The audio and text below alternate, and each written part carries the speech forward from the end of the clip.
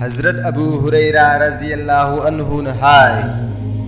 हुजूर सल्लल्लाहु अलैहि वसल्लम न हाइबिरम्मी नुंगाइबा खुदिंगमकबु हिंथत्थत्पा ngamba पोसक हाइबदी सीबबु तोइना निंगसिंगु कनागुंबना मसीबु अवा अना तारिङैदा निंगसिंगलबदी कोंबा अमसुंग नुंगाइबा फंगनी नोंमदी सीरनी अदुना अवाब खुदिंगमक सीरग कोकलनी खंथरकलगा सबर तौब ngamlakani aduga kanagumbana masibu nungai yaifab matamda ningsinglabadi khars taubada chang hantharakani maramdi sibagi wakhalda kethok mauthokpa pamlakloi Hazrat Abu Said Khudri radhiyallahu anhu na hai nongma Huzur sallallahu alaihi wasallam na masjid da lengsin birakpa matamda mi khara noktuna leirammi makhoibu uraga Huzur sallallahu alaihi wasallam na haibirammi nakhoina karigumba nungaiba khudingmakbu manghanba ngamba sibabu ningsinglamlabadi nokningba phauram loidabani mi khudingmakbu masa masagi kabarna nungtigi lauri ai naitom leinaba yumni ai mi khudingmakbu tongan tongan leihinba yumni ai tin kangi yumni afaba momin banda amabu hek da fan tauba matamda kabarna hai nahak lakba yamna fare nahak na lakbada aina yamna harauzare aigi thakta chalamba singi manungdagi nahakbu aina yamna pamjakhibani ngasidi nahak aigi inakta lakle aina nangonda kari bebahar tawfam thokpage haibadu utlagani masigi matungda mahaki kabar adu asibadugi mamitna hek uriba makhai lauthok hanbigani jannat ka mari leinana thongnaw ama hangdok bigani madudagi jannat ki nungsiraba manam amasung ayingba nungsit lakani aduga kanagumba fattaba miyoi natraga kafir ama fumba tarba natraga mai thakiba tarbadi kabarna hai nangna lakliba asi yamna fatte yamna sauningi nang aigi thakta chalamba singi manungdagi aina khwaidagi hena nungsidaba misakni nang aigi nakta laklabanina haujik aina nangonda kari taubano haiba adu uhallagani masi hairaga asiba adugi humdang sarusing karal taba makhai chapsingani Allah gi rasul sallallahu alaihi wasallam na khud amagi khusa singbu khud amada karal tahallaga haibiraki khud sana karal tariba sumna saru sing karal taaduna nakal amagina nakal amada faudokani aduga lin humputarana chikpa haurakani madugi mahu kaya yamna kanbage hairabadi lin amal laimai thakta amuktang mahu kamsinba matamda kayamat fauba napi singna amata hauroi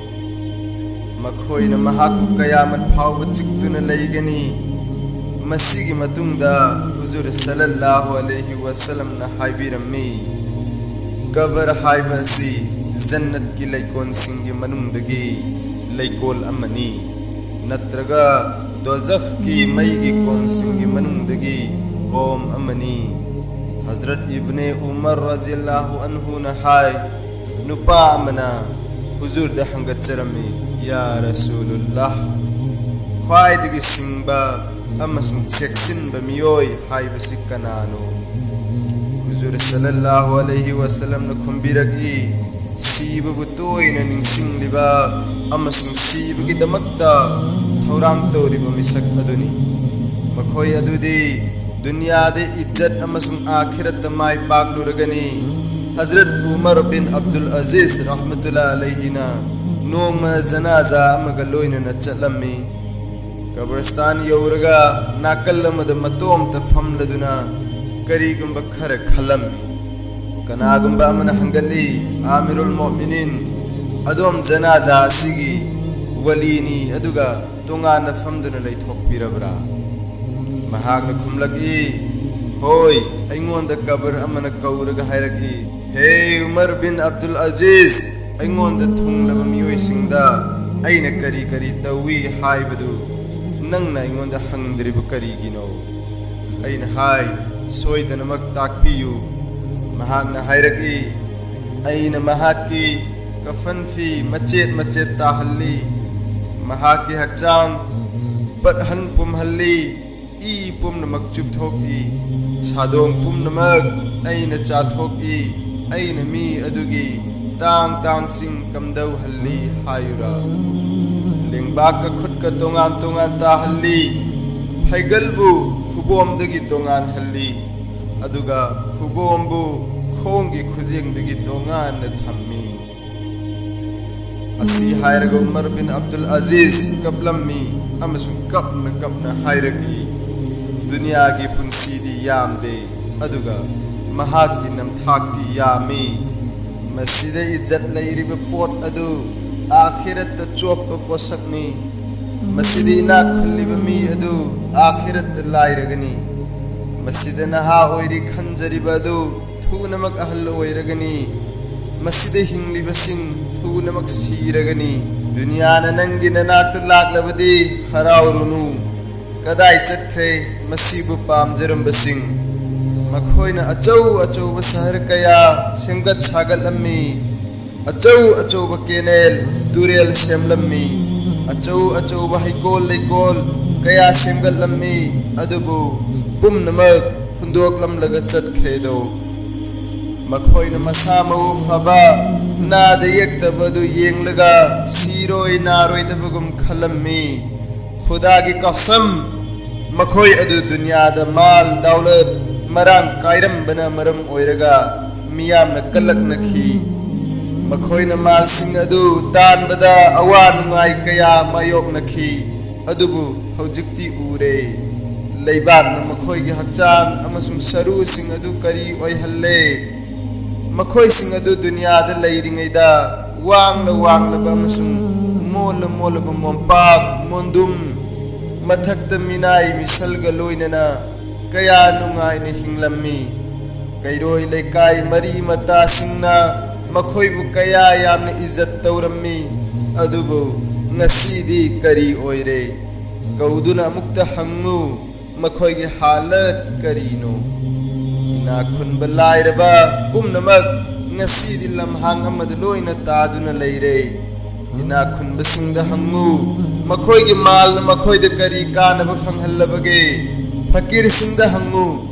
makhoi gi leit lairabana ngasi kari akai ba thokhallabage ngai hak leitan nganglam saklam ba machin sing adugi paw karino hangu apam banungsi basingda pena yenglam ba mamit sing adu kari oikhre makhoi na lu na na thamjaramba unsa sing pukning sumaningai oiraba maithong sing thot nauraba hakchang ge kaya sing karamba phibam da laikre makhoi gi manak te kari takpi gadabano sar haina chensil lakhiba minai sing amasung sebaroi sing kadai da chatkhre makhoi gi sana lupa mal daulat sing adu makhoi gi manak te kari amata thambiram dre mompak mundum su thambiram dre hojikti makhoi matom ta leire do amam badal laikre marup mapang singa unaba yadre kana gumba amabu manak ta kaushin basung ngamjadre thot nauraba nupa nupi kaya gi hakchang ngasi di pat pumle kayat khuding tongan takre makhoi gi yanungda ipum nai pumna thalle hakchang sin bethungna hantana bri chatle makhoi na kabar manungda asumna leiri somdana makhoi gi matu singna atopa nupada nika taukhre no kheduna nungai na leikhre macha singna mayum sing adu dakhal taukhre wari singna mal yenakhre adum oinamak marai bak phaba ibungo ibe masingdi मसा मसा cover सिंगदा नुंगाइना पोथारी मखोइगी माइथोंगना पुंगान ngaली मखोइ सिंग असिदी मायागी संसार असिदा लैरिङैदा आखिरत की थौरांग तौजरमनी अमसुंग मसागी चेंगजेल लांगसिनजरमबसिंगनी नोंमदी सोइदना सिरगदबे हे मियोइबा करंब पोसकना नहाकु दुनिया की इपाक्ता ताउहल्लिबनो दुनिया असि नहाक लेंगदना लैमिन्नगनी खल्लिबरा नत्ते पाक चाउरब मथोल मथोल की युम लौ हिंगोल द मुल्लिब मही मरोंग सिंह उहई वाहई सिंह मोल मोलब मोंपाक मोंदुम अयिंग असा मतम सिंगदा सेन इन्नरिब फिरोल लोइनमक लैहौरगनी असीबगी पुंगफम अदु यौरकलब मतमदा कनाना नहाकबु कनब ngamgani अवाबनी ngasi kanaagumba ang masiba matamda mamit kupsinbiri iruzabiri kafan setsinbiri janaza ga chatminnari kabarda thangthabiri hayengna nangonda asumna thoklarani do asumna thamoi sokpa wafam kaya hairba matungda mahakna saireng ama solammi madugi arthadi asini नमक मांगखीगदब पोत्सकसिंगदा मियोइबना हराउरी अमसुंग अचौ अचौबा आशा कया तौरगा दुनिया की वाखलद ताउदुना लेली हे अपंगबा मंगद नुंगाइबा पामलुबा हौनदे नुमित चुप्प नहाक थौसाददुना लैथोकई अहिंगना तुम्बदा मतम हौहल्ली सीबगी मतम नदी नहाक पुंगाइदुना Larry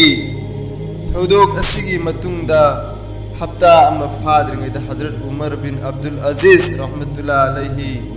दुनियादगी खोंसानखी अल्लाह न महाकु सानबीबो ओइसनु हुजूर सल्लल्लाहु अलैहि वसल्लम की सनाया थंगनी बोलम मरी लाइपक थीबगी खुदमनी अहान बदा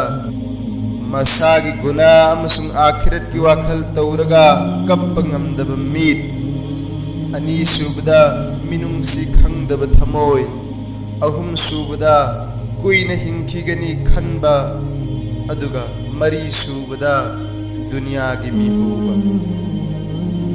हजरत अबू सैद खुदरी रज़ियल्लाहु अन्हु नहाय हजरत उस्मान रज़ियल्लाहु अन्हु न मिनाय नुपी अमा सेल सोलग लैरुई अमसुंग मधु अमा लैरग पीगे हायन वादा तौरम्मी हुजूर सल्लल्लाहु अलैहि वसल्लम न वाफम असी तारगा हाइबिरमी कयाद ngakलब वाफम नो उस्मान थामगी सोलग पोट लैरुरी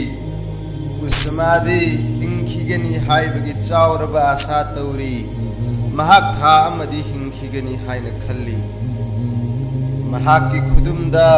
अइगी थवाई लैरिबा मपू अदुगी कसम मिट कुप्पगी मतम अदु फावबा अइदी हिंखीगनी हाइबगी थाजब लैते अमसुंग चाक चखोम अमा साइरिङैदा मधु योथब नंगहौगनी हाइबसु थाजब लैते हजरत अब्दुल्लाह बिन उमर रज़ियल्लाहु अन्हु न हाय नोंगमा हुजूर सल्लल्लाहु अलैहि वसल्लम ना अइगी लेंगबांदा पाइरगा हाइबिरमी नहाक दुनियादा लंगफै चटलिब मी अमगुमना लैयु मतम खुदिंगमक्ता नसाबु मोंफमदा लैख्रब मियोइसिंगी मनुंग चल्लबनी खल्लु मसीगी मतुंगदा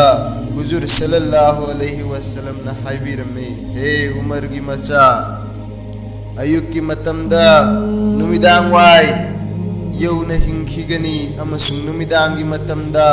नोंगानबा फावबा हिंखीगनी हाइबगी आशा तौरुगनो नसा फरिङैदा अमल तौजहौ सीरबा मतुंगदा नुंगाइरुनबा हजरत मास रज़ियल्लाहु अन्हु न हंगली या रसूलुल्लाह अइंगोंदा नसीहत खरा तौबियु हुजूर सल्लल्लाहु अलैहि वसल्लम न हाइबिरमी अल्लाह गुनहा की नमांग मक्तदा लैबगुम अमसुंग मिटना हेक्ता उबगुम खल्लगा महा की इबादत तौ मतम खुदिंगमक्ता नसाबु असीबसिंगी मनुंगदा चल्ले खल्लु अमसुंग upal wapal nung na chingba khuding makki manakta mahaki jikar tau kayamat kinumitta nangi sakhi masing yamnaba aduga karigumba matamda gunagi thabak ama taukrabadi thunamak madugi mahut menkhatpa oina afaba thabak ama tau gunagi thabak adu lona taukibo oirabadi afaba amal adu su lona tau aduga phong na taukibo oiragana afaba amal adu su phong na tau Hazrat Ibn Mas'ud raziyallahu anhu na huzur sallallahu alaihi wasallam gi sanaya thangam nakal tawi madudi kayamati asum naksilakli aduga miyoi bana dunya pamba amasung Allah dagi lathokpa asum hengalli nongma huzur sallallahu alaihi wasallam na haibirami nakhoi gi manung dagi kana gumbana itam tamdana ilma haiba hidayat tauba mi yaudna hidayat phangba mit tanba din gi wafam sing usannadaba mi na mit ubu pamlabadi dunya dagi mai leithokba amasung dunya gi asa yamna tawdaba darkar hoy adu oirabadi Allah na itam tamdana ilm pina bigani atopagi mateng yaudna Allah mapu mahang na hidayat tawbigani Hazrat Jabir radhiyallahu anhu na huzur sallallahu alaihi wasallam gi ya thangam nakal tawri madudi aina aigi ummatta khwaidagi hena kijabadi masagi apamada chatpa amasung asayamna tawba asini masagi apamada chatpa asina Allah dagi lapthok halli dunya su lep leitana chatli amasung nungtigi aikhoiga thapna be hengalakli akhirat su leptana chatli amasung nongmagi asum naksilakli haibadi mikup pungja khuding punsi mayeng tari amasung sibagi matam naksilakli sirabai chilinaw sing video asibu share tawbiyo afaba thabuk tawbiyo khangduba kaya sing khakhanbiyo hai khriba hadis khara asida Allah taala na ikhoi amal tawbagi pangal pinabi boisino amin